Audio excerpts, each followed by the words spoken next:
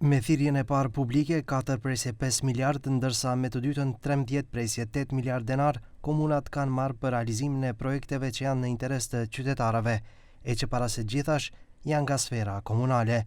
Ministri i Veçeverisjes Lokale, Zlatko Perinski, duke folur në Klik Plus, tha se realizimi i projekteve po zhvillohet në baza ditore.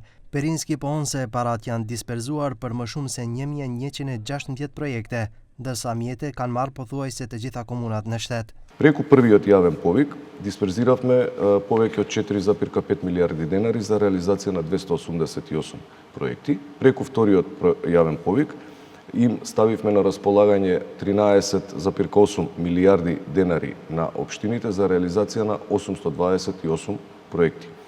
Имплементацијата на терен, на дневна основа, се спроведува без никаков застој.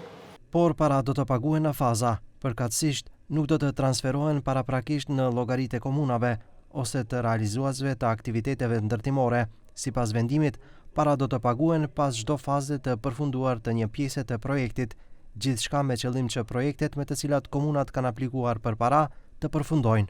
Во изминатите 2 години, јас сум навистина среќен што сите градоначалници што дојдоа, без разлика повторно ќе кажам од која политичка номенклатура се градоначалниците, сите дојдоа спремни со проекти, со зрели проекти и дојдоа да разговараме во која програма можеме да ги исфинансираме. Градоначалници доаѓаат не плачејќи по пари, туку разговарајќи да најдеме модалитети каде и преку кои програми да можеме да ги исфинансираме.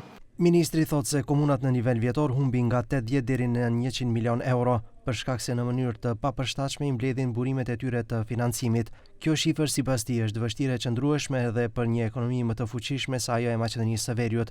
Për këtë arsye, thot Perinski, po punohet në një proces të decentralizimit fiskal dhe pavarësisë fiskale të komunave.